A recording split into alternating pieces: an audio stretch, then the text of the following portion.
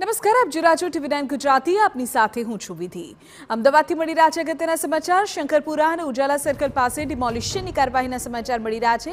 ડીજીપીના આદેશ બાદ અમદાવાદ પોલીસ અત્યારે એક્શન મોડમાં છે. સરખેજ ખાતે 5 આરોપીઓના મકાનનું ડિમોલિશન કરાયું છે. અસામાજિક તત્વોએ સરકારી જમીન પર બનાવેલા મકાનો પર હવે બુલડોઝર ફરશે. એએમસી, પોલીસ અને મામલતદારને સાથે રાખીને કામગીરી થઈ રહી છે. ચુસ્ત પોલીસ બંદોબસ્ત સાથે કામગીરી કરાઈ હોવાની માહિતી અત્યારે સામે આવી રહી છે.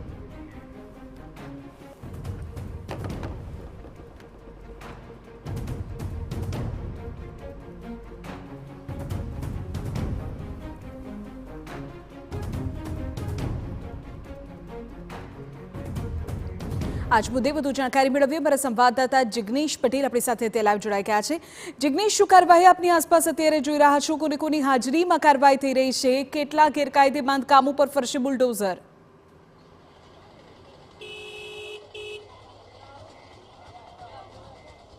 વિધિ, જે રીતે સરકાર દ્વારા જાહેરાત કરવામાં આવી હતી કે અસામાજિક તત્વોના આતંકને હવે કોઈ પણ ભોગે ચલાવવામાં આવશે નહીં, અને એટલા માટે જે પણ આવા અસામાજિક તત્વો છે તેમના જે વસવાટના નિવાસ સ્થાન છે તેના પર હવે સરકારનું બુલડોઝર ચાલી રહ્યું છે. મહત્વની બાબત છે કે શંકરપુરાના આ દ્રશ્યો છે કે જે અમદાવાદના સરખેજ અને વેજલપુર વિસ્તારની નજીકનો વિસ્તાર છે કે ત્યાં હાલમાં એક નહીં પરંતુ કોર્પોરેશનની અલગ અલગ ટીમો દ્વારા 5 જેટલા મકાનો તોડવાની કામગીરી ચાલી રહી છે.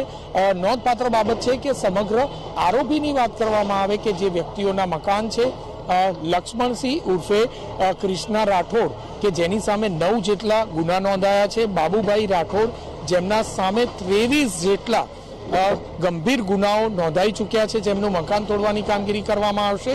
આ ઉપરાંત જોઈએ તો જીતુ રાઠોડ કે જેના વિરુદ્ધમાં 7 અને દીપક રાઠોડ જેના વિરુદ્ધમાં 30 જેટલા ગુના નોંધાયા છે. નવનીત રાઠોડ નામનો જે વ્યક્તિ છે તેના વિરુદ્ધમાં 4 જેટલા ગુના નોંધાયા છે. એટલે કે એક બે નહીં પરંતુ સતત ગુનાહિત ઇતિહાસ ધરાવતા હોય, સતત ગુનો કરતા વ્યક્તિઓ છે.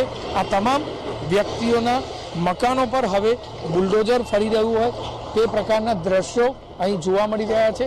સાથે જ જે પરિવારજનો છે તે પણ જોવા મળી રહ્યા છે કે આજુબાજુમાં રહેતા વ્યક્તિઓ પણ ચિંતિત છે કે તેમના મકાનો પર કોઈ પણ પ્રકારે બુલડોઝર ફરશે કે કેમ. કોર્પોરેશનની ટીમ, પોલીસનો ચુસ્ત બંદોબસ્ત અને સાથે જ મામલતદાર ઓફિસથી આવેલા તમામ સરકારી અધિકારીઓ પણ અહીં ઉપસ્થિત જોવા મળી રહ્યા છે. કોર્પોરેશનની ટીમ અને પોલીસ જવાનોના ઉચ્ચ અધિકારીઓ પણ ઉપસ્થિત છે.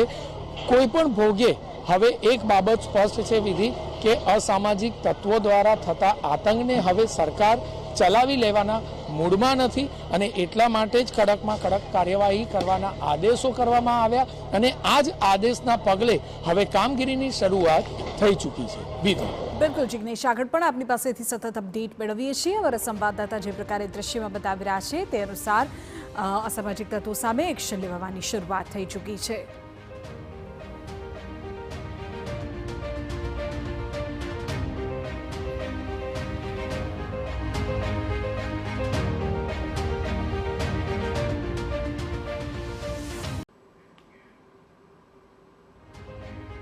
નમસ્કાર, TV9 ગુજરાતીમાં આપનું સ્વાગત છે. હું છું આપની સાથે હિરલ મહેતા. મહત્વના સમાચાર સામે આવી રહ્યા છે. રાજ્ય પોલીસ વડા વિકાસ સહાય દ્વારા એક બેઠકનું આયોજન કરવામાં આવી રહ્યું છે. દિવસે ને દિવસે રાજ્યભરમાં જે પ્રકારે અસામાજિક તત્વોનો આતંક વધી રહ્યો છે અને આ અસામાજિક તત્વોના આતંકને ડામવા માટે મહત્વની બેઠક બોલાવવામાં આવશે. 100 કલાક બાદ પોલીસના એક્શન પ્લાનની બેઠકમાં પણ ચર્ચા કરવામાં આવશે.